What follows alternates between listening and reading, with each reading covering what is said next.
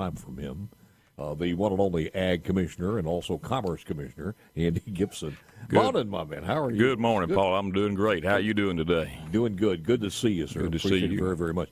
I've commented a couple of times when I saw the lineup. Man, you outdid yourself, and the folks at on the committee outdid themselves with this one. Well, it's because we've got a growing and, frankly, all-time record Dixie National program here. The Dixie National has grown into a 2-month event, basically from the 1st of January all the way through the end of February. And last year we set a record with ticket sales exceeding $1 million for the first time ever. That type of growth helps us get this kind of lineup in place. And we're excited about what this year is going to bring.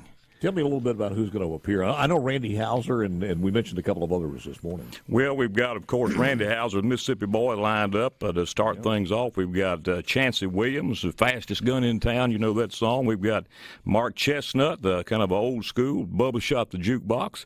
Yeah. Laney Wilson, who nobody knew a couple of months ago. Laney Wilson of Yellowstone and Heart Like a Truck is going to be a sellout already. And then we've got Diamond Rio, Casey Donahue, and Chris Lane wrapping it up this year. So we are really excited about not only the entertainment, but all the great cowboys and cowgirls from all around the world. It'll be right here in Mississippi. What are the dates on this now?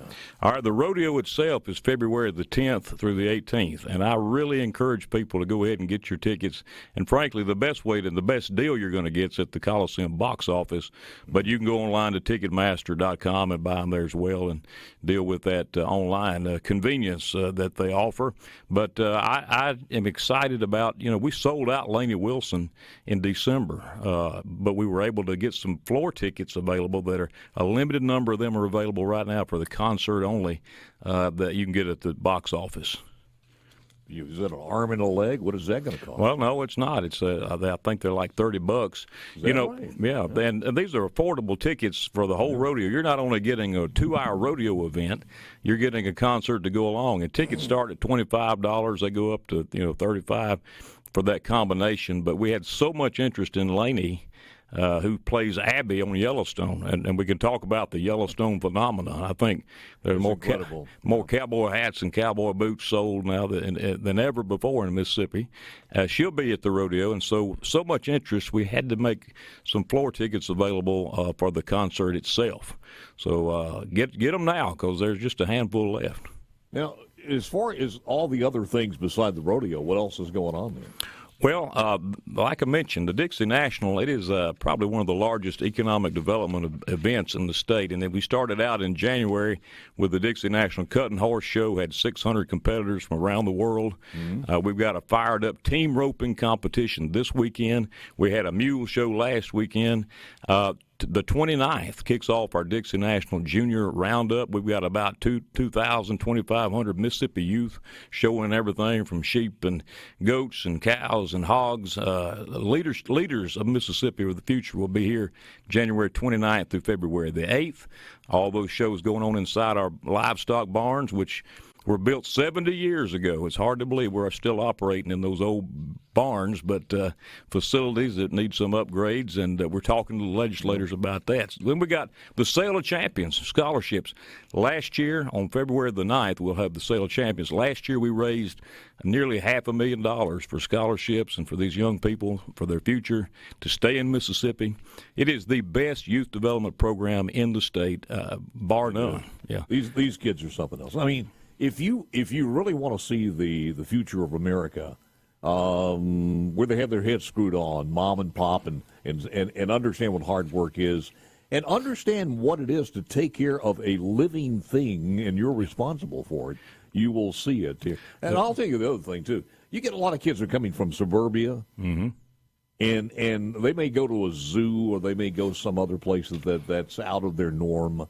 But this is a whole new way of life that they will see. Yeah, and we've had to add some new shows to reach more children. We've started a rabbit show and a chicken show. There are kids raising chickens and rabbits, mm-hmm. the same type of commitment that they get to demonstrate. We want to reach more children. We're doing something new this year with the Kids' Day during the rodeo, and it's for free on February the 14th, Valentine's Day. If you're a school group, come to the Coliseum for free. It's in the middle of the day, kind of a field trip. It'll be February the 14th, and we've had about 1,500 kids sign up for that. But bring your school group, homeschool group. They're going to get to see the rodeo experience. They'll be riding slack, which is practicing for the rodeo, but they're going to get the full-blown taste of the Dixie National there as a part of a field trip, and an educational component of agriculture a part of it. That's Valentine's Day. Yeah. I'm trying to find it. I couldn't find it. The I guess it's on your website. I'll send it to you. The day-to-day itinerary that's going on now. All right, you can get all the events at dixienational.org. We've got a dedicated website. Go to dixienational.org. This is the 58th year of the Dixie National. It kicked off in 1965, and it's grown from what was fairly modest beginnings, but the vision of Ralph Morgan of Meridian, Mississippi, and Harper Morgan Rodeo, it is now a global event, and people are talking about it all over the world. We were on the Cowboy Channel nationwide, worldwide last year. We will be again this year. This event plays into so much of the competition for the national finals of rodeo, and it is a huge event, and we're so glad it's in Mississippi. We're going to keep it in Mississippi. At one time, and I read this many years ago, that we were the state of Mississippi owned more horses than anybody east of the Mississippi River. That's true, and the horse industry is still strong. We have a lot of enthusiasts. This event, the Dixie National Livestock Show and Rodeo, is the largest rodeo east of the Mississippi River. It is the largest in the southeast or any other state east of the Mississippi River, and it's economic development. We'll probably have 200,000 people come to this event, and a lot of those folks come from out of state. We had last year 42 states represented, visiting, participating in our livestock shows in the livestock facilities that generated all kinds of economic development dollars for the state of Mississippi, and that's what we want to see. We want to see it keep growing. By the way, Lainey Wilson, I was just looking at this, the most nominated artist at the 56th Annual CMA Awards. I don't know if anybody knew that. Yeah, well, when we announced this lineup in August, I had people asking me who was Lainey Wilson. And after she went on Yellowstone and played Abby, everybody knows Lainey Wilson. But, we've got a lot of other great performers here. We're really selling a lot of tickets, so I encourage you to go ahead and get them. If you don't wait. Don't miss out on the Dixie National for 23. Any new things, again, something new that you forgot to mention that's going to be in this one that wasn't there last year? Well, we always have something new. We've got, of course, the parade, and it's making a comeback. We had a slowdown in our parade during the COVID-19. Obviously, this year we're launching the parade on February the 11th. That's on a Saturday at 10 o'clock. We'll ride around the Capitol and the governor's mansion there and come all the way back down to the fairgrounds. And the theme of it is decades. So we want you to dress up in your favorite decade, whatever that might be, and soup up your vehicle and be a part of the parade. You can get all that information at dixienational.org. We've got the Ag and Outdoor Expo the second weekend, wildlife show that'll be there in the Trade Mart, part of the second weekend. That's February 17th and 18th and 19th. And then we've got the first weekend, the Trade Days rodeo vendor program in the Trade Mart as well, a trade show. So lots of things to do all during the Dixie National, and a lot of great excitement with our wildlife community, outdoors, springtime, fishing and turkey season, a lot of things to look at. I would imagine you're going to employ the same type of security that you have before. We are, and I want to give a thanks and a great shout-out to Commissioner Tyndall, to Chief Bo Lucky with Capitol Police, of course, JPD, Hines SO. We've got a great program, and we couldn't do it without their great support. We appreciate it. Andy Gipson. Hey, look, stick around a second. I want to ask you anything that you might be looking for. Yeah. In the 2023 legislative session. You remember those guys meeting at the Capitol? I know it's been a long time since you've been in there, but you still remember that. I love the Capitol. I love the good folks over there. All right. Back more with Andy Gipson coming up next. Back live at the Trustmark Studios. Will, you can fade that down. I had a little bit of Lainey Wilson here I wanted to play. This is Wildflowers and Wild Horses, ladies and gentlemen. You'll hear her at the Dixie National. In the eye of a hurricane, when I got one Well, enjoy that. But as you said, their tickets are going fast, so you got to get them. And I would get them now. And again, we'll mention the website again before he leaves. Andy Gipson is my guest. Let's talk about you mentioned, kind of alluded to some of the things that might need to be addressed as far as the fair is concerned, or the grounds over there, the stalls and things. But what else is you concentrating on, or just asking for a little help from the legislature this year? Well, of course, we've got a couple of technical bills that are just minor bills that are floating around over there that would do some cleanup and help our ag theft law enforcement aspects, that we investigate ag-related crimes through our bureau. Yeah. And those, I think one of them came out of the House committee yesterday. The other issues that we are really... Wait a minute, let's talk about that one, because these are changing some things if they pass. But well, yeah, they're really some cleanup. We are tasked by the legislature with helping to investigate ag-related crimes, and right. Dean Bernard, our chief of that bureau, has brought some basically modernizing language to give us the same authority that other law enforcement agencies have. And it's passed the House, and I think it'll go through the process. It should go through the process. But we're doing what we need to do. We partner not only with local authorities like sheriffs and police chiefs, but we're partnering with the FBI going across state lines. We just recovered a tractor from Alabama that had been stolen for over a decade. And so we get to do a lot of good work working with, of course, DPS, Highway Patrol, and we are focused on agriculture-related crimes. There were some shootings of horses in George and Greene County over the holidays, and in fact, one last week we're investigating right now. And that's a Is that a felony? It is. It's absolutely a felony, and we've got some leads on that. During deer season, we get a lot of those calls.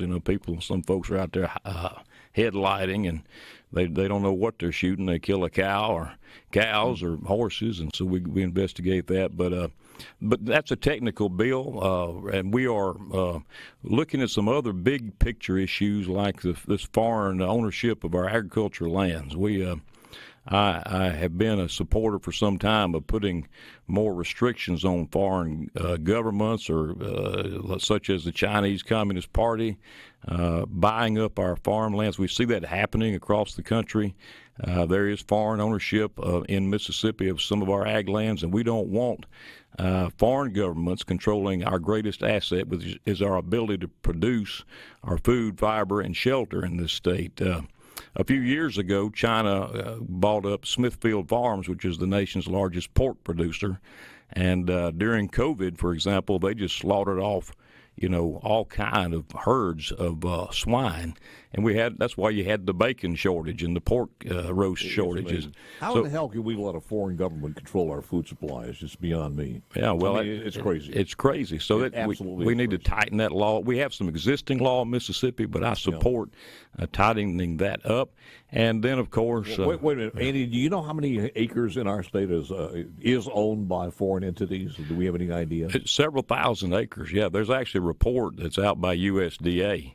Now, the risk is that somebody could form some shell corporation or LLC. Well, yeah, you've got a Facebook guy or somebody like that, Jeff Bezos or something, and these people are buying some land, but they could contract with another government out of country. And that's the unknown. I mean, we just don't know how much is there of that, and we're concerned about it, and we certainly support the legislature in their efforts to tighten that up. I support the bill that came out of the House on Friday that would restrict those irreparable surgeries, the transgender surgeries that would be sought for children below 18. I think it's a common sense bill. I supported that yesterday. I support it as it goes to the Senate, and we there are some big picture issues, such as I know there's a lot of discussion about taxes, and we'll be watching all of that. But we were asked a few years ago to do a strategic plan for the needs of the fairgrounds and our livestock programs, and we have been in discussions with some legislators about those needs and presented those options to them, and we'll just see how that all turns out. It is a state project at our state livestock shows that support our young people, so I think it meets the criteria for having generational impact for years to come, and we are excited about that. Our folks who will be here at the Dixie National are excited about seeing what the legislature may do to help upgrade these 70-year-old facilities that are older than the Coliseum and any other building, and they're driving economic development. So we need some upgrades there, and we are, other than that, we're going to be supportive of what we can in the legislature and support our House and Senator over there and with the good work that they do. I know you've worked on, as far as workforce development and also setting up avenues where these kids could learn more about farming and maybe get in that profession one way or the other. Is that something you're still working on, or any projects out there you want to report on? Yeah, we are front and center with that. In fact, we've developed a network with the FFA chapters across the state. We just launched the nation's first youth trapping corps, FFA Youth Hog Trapping Corps. Mm-hmm.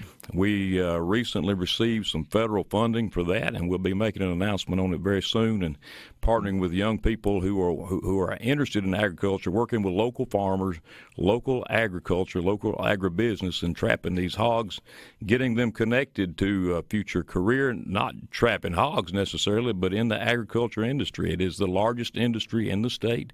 It is our largest employer in the state. It has always been that way. It looks like it will always be that way. So anything we can do to connect young people, such as we have in our FFA and 4-H programs, that we are, it's the youth development business. We are in the youth development business at the Department of Agriculture and Commerce, and it is our next generation workforce to keep agriculture strong in Mississippi. If we fail at that, we will fail at everything. I feel like I've done my part on this, and I have one grandson, and if you ask me what in the world he would be doing, he's going to graduate very soon from college, and he has chosen that field, believe it or not, right, with one of the largest agricultural businesses in the country, and will be doing intern in, I think, next year in another state, right, for at one of their locations. But if you ask me I don't think he's ever been on a farm. So, well, there's work to be done and support not only agriculture but forestry.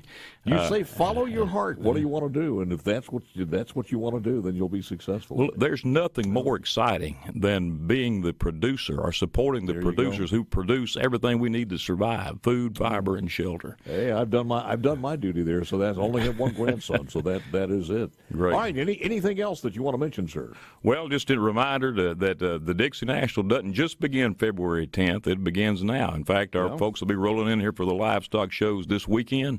And if you'd like to come by and take part of it and watch the kids, and we'd encourage you to do that. You got to team roping and everything else going on. Yeah. Is there anything free over there as far as the horse barn and things like that? All of that's free. All of it's free. They can come to the team fired up team roping this weekend and enjoy it for free. They can walk through the barns and watch our young people compete, demonstrating their character, work ethic, and showmanship. And all of these kids are competing to be in that sale of champions, but they're all winners because they've already proven they can get the job done, and they are our future leaders. And everything we can do. And wear a jacket today, because if you're going out in a few minutes, that wind is coming through there.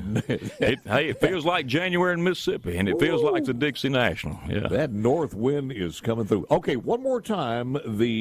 I guess all the specifications, if there is a deadline for entry of all of that and locations as far as the parade, you've got it all at Dixie National on the website? Go to dixienational.org, dixienational.org, and you'll get all the information about every event, the parade, how to sign up and go there, and everything else that we're doing. You'd be surprised how many events are happening now, all the way through the end of February. We wrap it up with the quarter horse show in February the 19th, and it's a great event. Don't miss any of it. It's a genuine Mississippi event, the Dixie National. You will enjoy it. If you also have a couple of horses, could you enter those? Yeah, you can. We have horses, we have wagons, we have vehicles, a Jeep club, cars, floats, whatever you got. We want them in the parade, and we want folks to come out and enjoy it. It's going to be great. Man, it's always good visiting with you. Thank you, partner. Appreciate it very much. Thank you. God bless. That is the guy with the 10-gallon hat. That is Andy Gipson, Commissioner of Mississippi Department of Agriculture. And put it on for us so we can see this. There we go. Ladies and gents, from Toy Story to you, I present Andy Gipson.